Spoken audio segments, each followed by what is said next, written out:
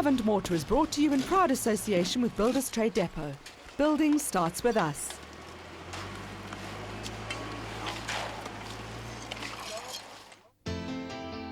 Previously on Love and Mortar. It's so exciting to finally get this project up and running and to see them breaking ground and everything starting to happen. It's incredible. Now this is the point of no return. The foundations are finished, the engineers have signed it off, and you can see all the builders are bringing this concrete and filling up all the trenches.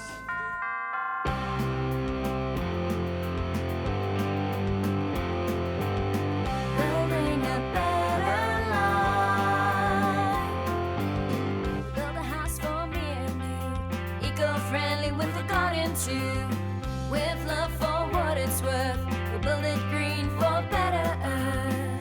Building a better life for me and for you.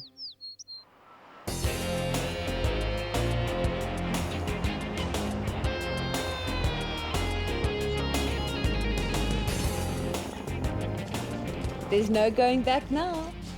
We've moved forward, so that's it. No more changing of plans. One is allowed to change your mind. But not when it's got concrete foundations. Yeah, I know we're gonna build everything out. All the walls are being built out now. I'm still not very happy with that small bathroom in the corner on the guest bedroom. So let's see what happens. I know. Well, this is still something that's under discussion right now, is that even though the foundations have been laid, we are still concerned about the size of the bathroom downstairs that's servicing the guest room and that study area. So we are busy discussing with Anthony how we're going to change it around. And what might end up happening is what we've considered is a good idea is moving the study from downstairs to upstairs, and rather downstairs having a guest 1 and a guest 2 bathroom. So even though it's cast in concrete, we still want to wave a little magic wand and just change one little wall area. Also, we're going to live in that house and we're not happy with it. I would rather spend a 500 Rand here or there to change something. So for now, we're casting the concrete. We knew this was going to be a tough project. And while lots of companies have great building experience, we wanted our builders to have a positive attitude towards green building techniques as well.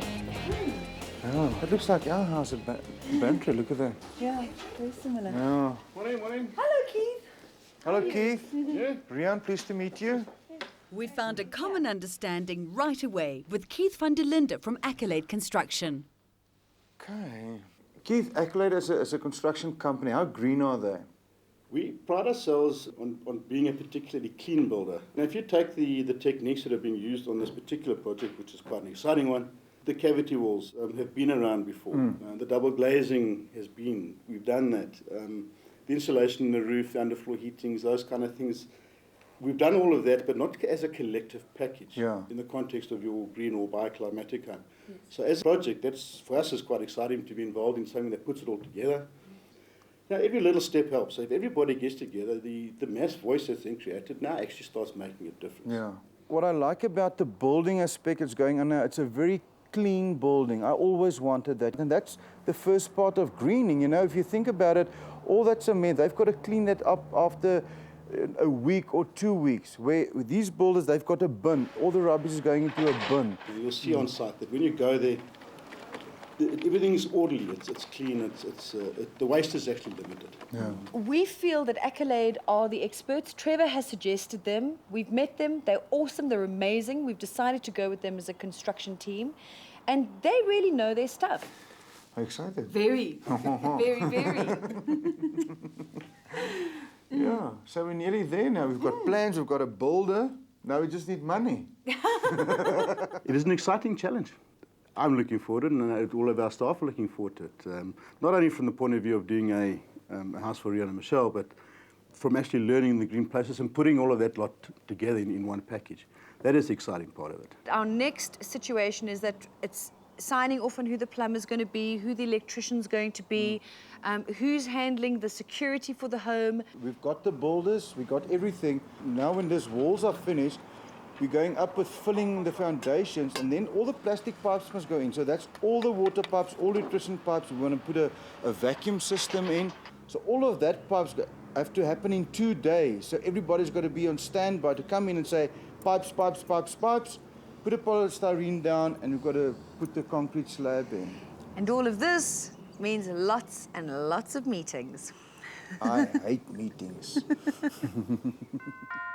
Work on the foundation walls have started, but Trevor, Riaan and Michelle still have to decide what face brick they're going to use. He always stirs. Riaan is a big stirrer.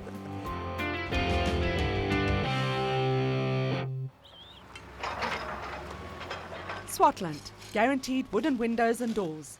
Available at Builders Trade Depot.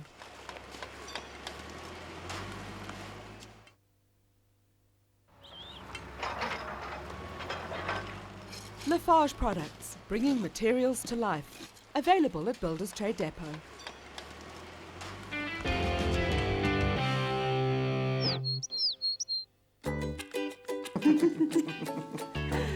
Yeah, so we're nearly there now. We've got plans, we've got a builder. Now we just need money. Building a home is all about the pre-planning, and literally to the point of where furniture is going to be. You've got to know where the bed is going, you've got to know what configuration of lounge suite you're going to have in there, so that you can really plan where you're going to put your plugs on either side of the bed, at the bedside tables. You know, for instance, I mean, we've got to consider where we're going to put electrical plugs on the floor, you know, so you get those little stands that come out so that you can actually plug in lamps in the lounge. I know you like those plugs in the floor. I do. Now they're a very nice place for daddy long legs as well, because that's where they will go and breathe. But I in the like corner. the daddy long legs. You know, that argument ain't going to work with me. What about long extension cords? No, because you're going to trip over them. But we can roll it up. Absolutely not. Or we can just duct tape it on the floor. No. He always stirs. Riaan is a big stirrer.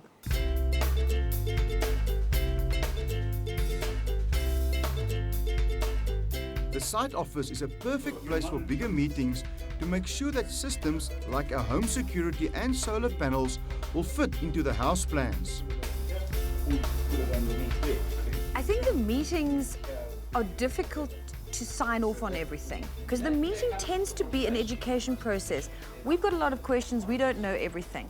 So we have to share, hear the information. Sometimes we can say, yes, we're doing that, yeah, no, we're not doing that. But I'd say the point is that we have to get back to the guys on. We discuss amongst ourselves while we're driving in the car, while we're busy cooking dinner.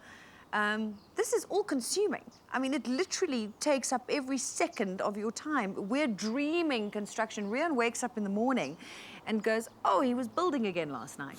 So, you know, he literally does that about 4 or 5 times a week. He's building in his dreams. One of the challenges we're starting to face is managing our time. Riaan and I both run our own production companies, so we're working full-time jobs whilst building our home. Okay, well, you're going to be with Dr. Graham Alexander. He's the expert. So what he'll do is he'll hold the python at its head, nice and firmly, and you're able to open its mouth. But meetings can't be avoided, especially when our house is helping to set guidelines for the estate. We met with Anthony and Trevor from Avihanto to decide on the face brick we are going to use. Three sort of examples of what you can do. What we've done is traditionally Avihanto, we've always just basically plastered with a local sand. That's a typical red plaster sand, typical white plaster sand. You can see it on the side of here. It's nothing more than just your whitish plaster sand that we get. Yeah. Same stuff, it's local, comes from the ground. We mix that with white cement, no oxides, no colouring, and we get those two colours. And we believe that it's the best option because it ages beautifully, it doesn't fade. So we ain't going to paint anything, so you would just go with plaster then? Painting's also not the best Yes. environmental solution. Yeah. Being green and changing your mindset is about lateral thinking.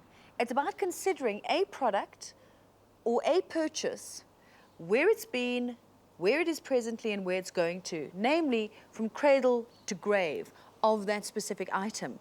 Don't just accept that it's a green product. Find out about the distribution, find out about the manufacture, find out about how those factories are actually run, find out about the workers, how are they treated, fair trade. It's an entire holistic approach to manufacture and consumerism. That's really what we're questioning here about green lifestyle, is the way that mankind is consuming at such a rapid rate. I think we came to Avianto the first day when we saw the architecture and the stone and everything. That's what we like, and that's why we would like to build here. That kind of a feel, that kind of look is exactly what we want. Yeah, I like that a lot. I also like yeah. that. So we're all leaning towards. Yeah, so what's that? The travertine, the agate travertine, agate travertine, and the dirty side of it. Yeah. The dirty side of life. Yeah, no, I'm very happy with this. We can go for that. Yeah, let's sign. We eventually all decided on the agate travertine to keep the countryside look that first attracted us to Avianto. We both love French Provençal, and when I say French Provençal, don't get it muddled up with Tuscany, especially Santon Tuscany. That's not the look at all that we're going for. French Provençal is literally, it's French country-style homes that are 250 years old. So the trick here is to try and build an old country-style home. So how do you do that? And that's where my trusty husband comes in, you see. You're going to start off by doing balustrades, as an example. We're going to pre-make them and let them age a little bit before we install. So there is a way of doing it, and I think in the inside we're also going to try to bring we want to bring natural stone in. I don't want any prefab stone. I want real limestone or whatever on the fireplace or in certain areas in the house. So it's got to be real and old. And textures are so important. Nooks and crannies, you know, a house that children can explore, an exciting home where there's always a little staircase over there and a ladder that leads up there. I think that's the kind of home that we're looking for. We both love the architectural style of Avianto, but it was also the attitude of Trevor and his business partner Neville towards sustainable development that really helped us decide to build a home here. Down at the bottom around the back there's like a whole circle that we've done like this, with just this concrete exposed. Obviously having a place like this, you realize how much you're consuming and how much you're actually doing that you could do differently.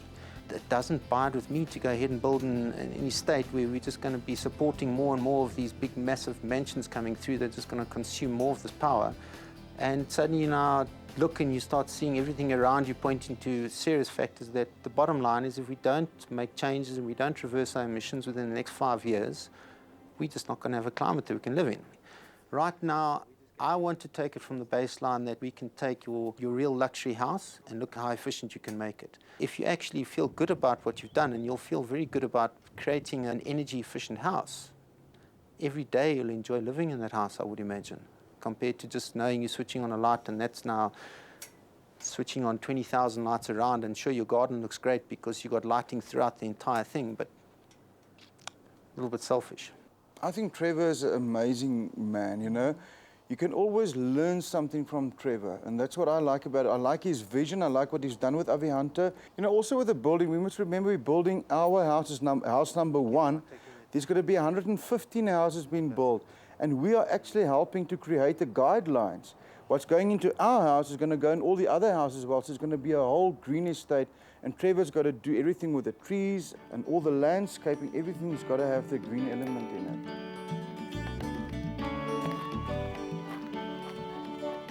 There's a beautiful river on the estate that is planned to be a part of the green belt, but that is also going to need some development too.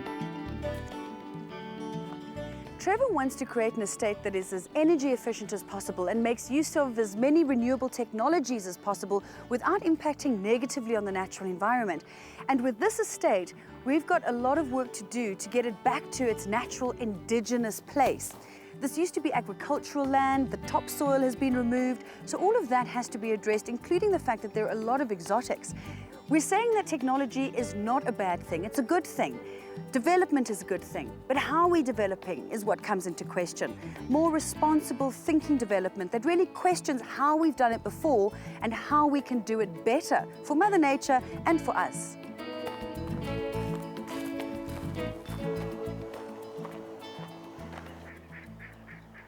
Wattle, syringas and blue gums are exotics that create a real problem. For instance, this blue gum will suck up to 200 litres of water per day, which is the amount of water that you and I would probably drink in a year.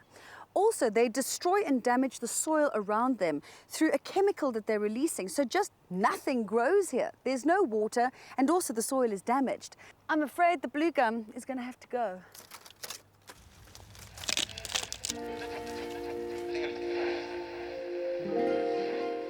All of these alien plants lining the Crocodile River, which flows downstream towards Hartepiersport Dam in the Magaliesberg, are ultimately creating less water for us.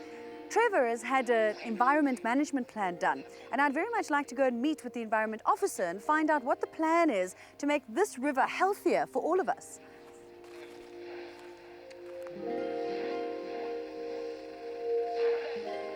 The plan is not to come and remove all the exotics, because that's got its own potential problems, such as erosion. Yes. But it is to do it as a phase approach. So as development progresses, that the exotics are removed and then replaced with suitable indigenous and endemic species. And I mean, in some cases, let's be honest, all exotics aren't little evil trees, are they? Absolutely. We're more concerned with the ones which are invasive, you know, that take over, that destroy the habitat for indigenous species to grow. What I just love is all of this open space. I mean, there's a beautiful pathway that walks through here. I can see Riaan and I taking lots of walks along there. The concept for this estate is to be unique. It is to be an environmentally friendly environment. So, you know, what the developer has done also is that he hasn't crammed units or stands right across this property. Of course, that then acts as buffers to your neighbours. You know, you get the feeling of privacy and of just natural beauty around you. And Carl, it's going to be great to see the whole estate come to life and finally responsible development. Absolutely, I'm looking forward to it myself. Carl's plans inspire Michelle, and Riaan gives his wife a surprise. So surprised at what you're going to see here now. Wow! That's phenomenal!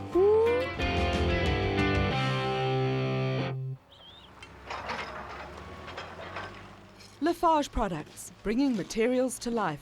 Available at Builders Trade Depot.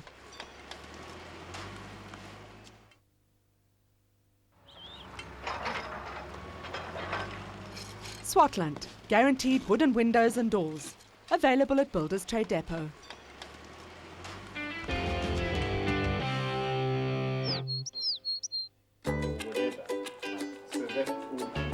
As plans for the estate develop, Michelle has been inspired to start thinking about their own garden. We are so excited about the garden. I don't even know where to begin talking to you about it. Yeah, we're going to plant gum trees, pine trees, all those exotic All stuff. the exotics.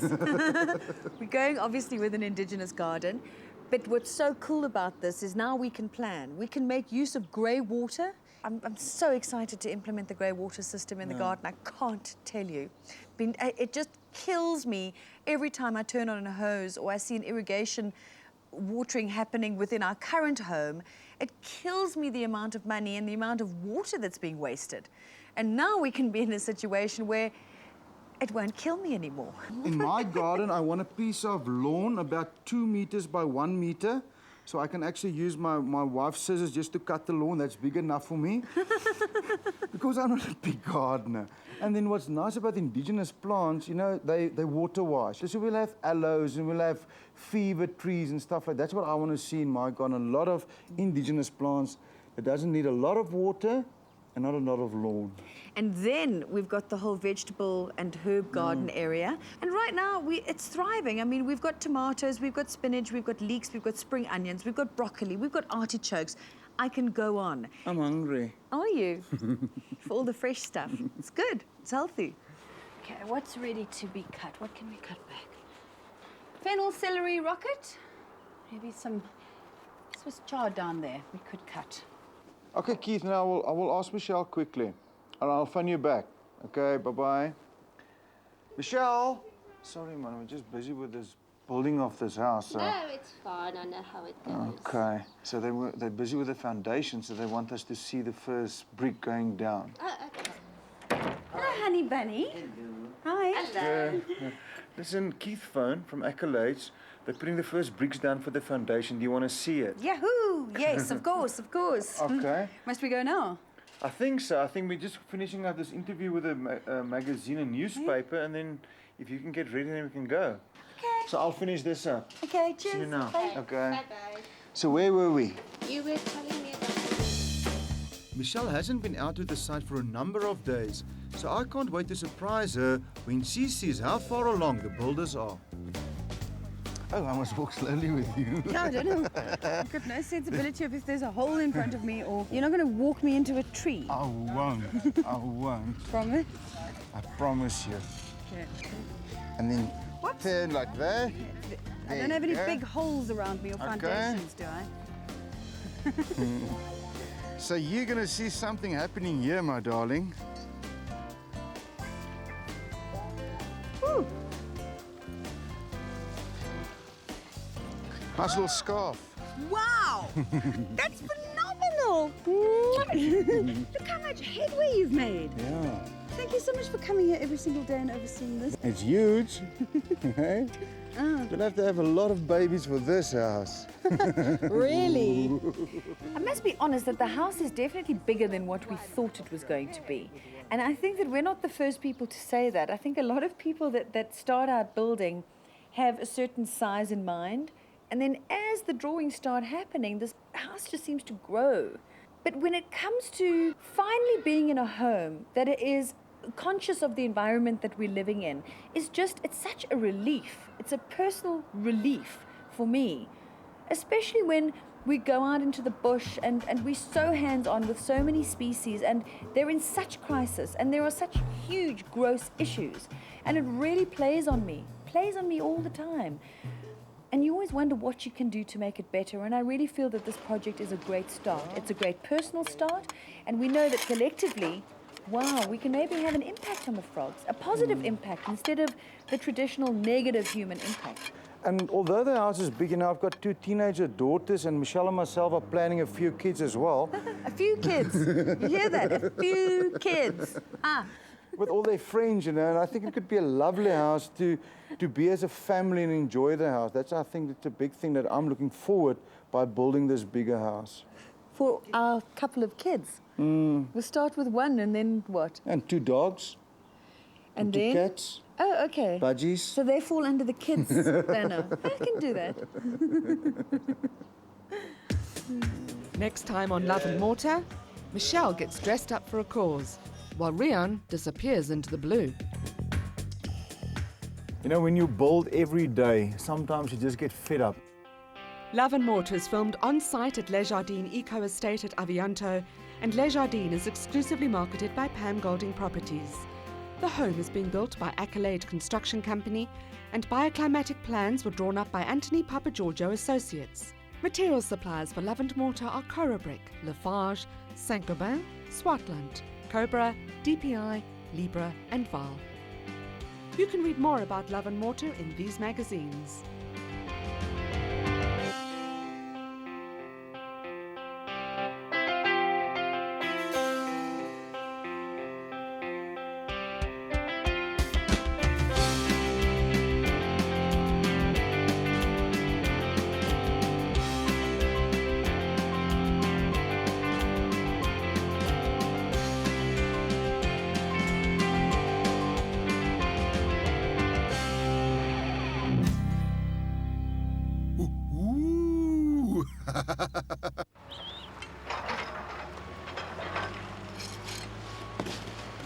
Love and Mortar is brought to you in proud association with Builders Trade Depot.